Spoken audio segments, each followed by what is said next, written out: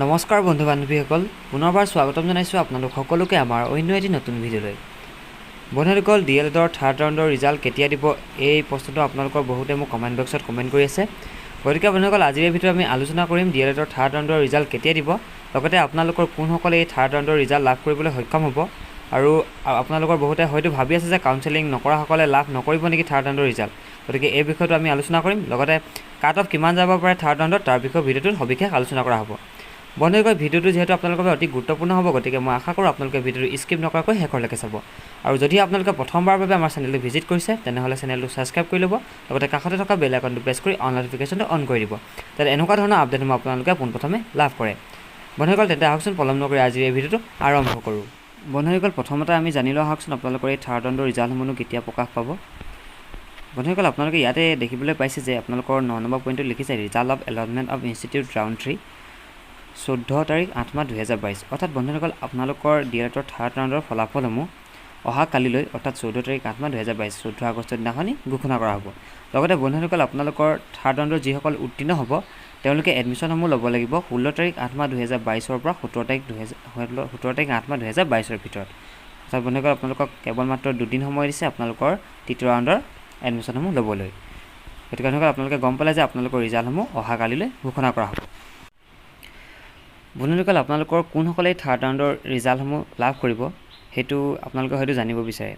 বন্ধুসকল, আপোনালোকৰ যিসকলে প্ৰথম ৰাউণ্ড আৰু দ্বিতীয় ৰাউণ্ডত ইতিমধ্যে এলটমেণ্ট পাবলৈ সক্ষম হোৱা নাই তেওঁলোকে এই থাৰ্ড ৰাউণ্ডৰ ৰিজাল্টসমূহ লাভ কৰিব।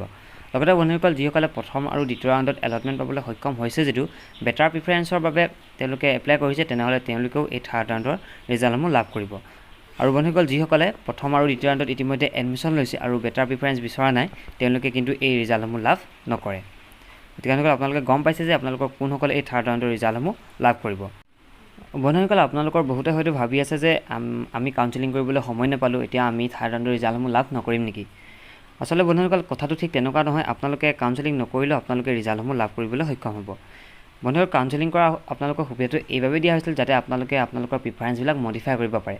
বন্ধুসকল, যদিহে আপোনালোকে প্ৰথম অৱস্থাত আপোনালোকৰ ফাৰ্ষ্ট প্ৰিফাৰেঞ্চ দি থোৱা ইনষ্টিটিউটখনত আপোনালোকৰ খুবেই কম চিট খালী হৈছিল, তেনেহ'লে আপোনালোকক এটা সুবিধা দিছিল যে আপোনালোকে প্ৰিফাৰেঞ্চবিলাক সলনি কৰিব পাৰে। অৰ্থাৎ আপোনালোকে অলপ চিট বেছি থকা ইনষ্টিটিউট এখনত আপোনালোকে প্ৰিফাৰেঞ্চটো দিব পাৰে। গতিকে তাৰ বাবে আপোনালোকক কাউন্সেলিঙৰ সুবিধাও দিছিল। আৰু হয়তো আপোনালোকৰ কিছুমানে এই কাউন্সেলিং কৰিবলৈ সময় নাপালে, হয়তো তেওঁলোকে গম নাপালে আৰু তেওঁলোকে প্ৰিফাৰেঞ্চবিলাক একেই ৰাখিলে, তেনেহ'লেও বন্ধুসকল আপোনালোকে ৰিজাল্টসমূহ লাভ কৰিব। ইয়াত আপোনালোকৰ কোনো ধৰণৰ ভয় কৰিবলগীয়া কথা নাই। আপোনালোকৰ কাউন্সেলিং কৰা নকৰা দুয়োখিনি আপোনালোকে ৰিজাল্ট লাভ কৰিবলৈ সক্ষম হ'ব। আপোনালোকে ভয় নকৰিব এইটো কথাত। বন্ধুসকল, আপোনালোকৰ থাৰ্ড ৰাউণ্ডৰ কাট অফ কিমান যাব পাৰে সেইটো এবাৰ জানি লোৱা আহকচোন। বন্ধুসকল, আপোনালোকে হয়তো গম পায় যে আপোনালোকৰ দ্বিতীয় ৰাউণ্ডত যিসকলে এলটমেণ্ট লাভ কৰিছে তেওঁলোকে খুব বেছি কাট অফ লাভ কৰিহে এলটমেণ্টবিলাক পাইছে। কিয়নো বন্ধুসকল, আপোনালোকে গম পায় আপোনালোকৰ দ্বিতীয় ৰাউণ্ডৰ এডমিশ্যনৰ বাবে আপোনালোকৰ ইনষ্টিটিউটবিলাকৰ চিট খুবেই কম আছিল। আৰু ঠিক তেনেদৰে বন্ধুসকল, আপোনালোকৰ এতিয়া থাৰ্ড ৰাউণ্ডৰ আপোনালোকৰ এডমিশ্যন পাবৰ বাবেও আপোনালোকৰ ইনষ্টিটিউটবিলাকত চিট খুবেই কম আছে। দুই এখন ইনষ্টিটিউটত বন্ধুসকল আপোনালোকৰ চিট বেছি আছে যদিও আপোনালোকৰ আনৰিজাৰ্ভ আৰু OBC-খিনিৰ বাবেহে আপোনালোকৰ চিট খালী হৈছে। আপোনালোকৰ SC আৰু ST-ৰ বাবে খুবেই কম চিট খালী হৈছে। আৰু আপোনালোকৰ যিহেতু আপোনালোকে গম পায় আপোনালোকৰ যিখন ভেকেঞ্চি লিষ্ট দিছে তাত আপোনালোকৰ দিয়া হৈছে আপোনালোকৰ ষ্ট্ৰীম ৱাইজ আপোনালোকৰ বেলেগ বেলেগ চিট খালী হৈছে। আপোনালোকৰ ছায়েন্স আৰু আৰ্টছত ভাগ কৰি দিয়া হৈছে আপোনালোকৰ চিটবিলাক, আৰু লগতে আপোনালোকৰ কেটেগৰী ভাগ কৰি দিয়া হৈছে। গতিকে বন্ধুসকল, আপোনালোকে গম পাইছে চিটসমূহ কিমান ক'ত খালী হৈছে। আৰু যিহেতু চিটসমূহ খুবেই কম খালী হৈছে, গতিকে বন্ধুসকল আপোনালোকৰ কাট অফ মাৰ্কছটো আপোনালোকৰ এইবাৰো অলপ ওপৰতে যাব। আপোনালোকৰ বন্ধুসকল যিসকলে 113, 114, 115, 116 তেনেকৈ লাভ কৰিছে তেওঁলোকেহে এইবাৰ থাৰ্ড ৰাউণ্ডৰ আপোনালোকৰ এলটমেণ্ট পাবলৈ সক্ষম হ'ব। যিসকলে 110তকৈ যিসকলে তলত লাভ কৰিছে তেওঁলোকে কিন্তু বন্ধুসকল থাৰ্ড ৰাউণ্ডৰ এলটমেণ্ট পাবলৈ সক্ষম নহ'ব বুলি মই ভাবোঁ। কিয়নো আপোনালোকে গম পাইছে চিট যেতিয়া আপোনালোকৰ খালী কমকৈ থাকিব তেতিয়াই আপোনালোকৰ কাট অফ মাৰ্কটো বেছি থাকিব, আৰু যেতিয়া আপোনালোকৰ চিটসমূহ বেছিকৈ খালী দিব তেতিয়া আপোনালোকৰ কাট অফ মাৰ্কটো কম যাব। গতিকে বন্ধুসকল, আপোনালোকে চাই লওক আপোনালোকৰ ক'ত ক'ত কিমান ইনষ্টিটিউট ক'ত ইনষ্টিটিউটত আপোনালোকৰ কিমান চিট খালী হৈছে। আপোনালোকে সেইটো চাই গম পাব যে আপোনালোকৰ কাট অফ মাৰ্কছবোৰ ক'ত কিমান যাব পাৰে। বন্ধুসকল, আপোনালোকক মই এইখিনিতে এটা অতি গুৰুত্বপূৰ্ণ কথা ক'ব বিচাৰোঁ যে আপোনালোকে DLEDৰ থাৰ্ড ৰাউণ্ডত চিট লাভ নকৰিলোঁ বুলি আপোনালোকে একেবাৰে DLED নকৰোঁ বুলি নাভাবিব। কিয়নো বন্ধুসকল, আপোনালোকে হয়তো এতিয়া গম পাইছে যে আপোনালোকৰ বহুতো ইউনিভাৰ্চিটিৰ আপোনালোকৰ এতিয়া আপোনালোকৰ PG আপোনালোকৰ ৰিজাল্টসমূহ ঘোষণা কৰিছে, লগতে BEdৰ ৰিজাল্টসমূহ ঘোষণা কৰিব লৈছে। গতিকে আপোনালোকৰ DLEDত এডমিশ্যন লৈ থোৱা বহুতো আপোনালোকৰ কেণ্ডিডেটে হয়তো PG কৰিবৰ বাবে যাব পাৰে, নহয়তো আপোনালোকৰ BEd কৰিব যাব পাৰে। আৰু যেতিয়া তেওঁলোকে PG আৰু BEd কৰিব যাব তেতিয়া আপোনালোকৰ বহুত চিট খালী ৰ'ব।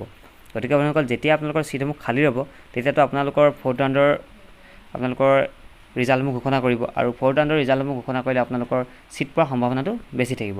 কিয়নো আপোনালোকৰ 3rd ৰাউণ্ডত চিট খালী ৰোৱা নাই, কিয়নো আপোনালোকৰ 3rd ৰাউণ্ডলৈকে আপোনালোকৰ ইউনিভাৰ্চিটিবোৰৰ ৰিজাল্টসমূহ দিয়া নাই।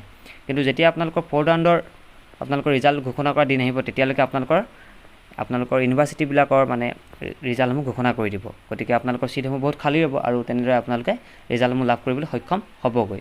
গতিকে বন্ধুসকল আপোনালোকে একেবাৰে আশা এৰি নিদিব, আপোনালোকে DLED পঢ়াৰ সুবিধা লাভ কৰিব।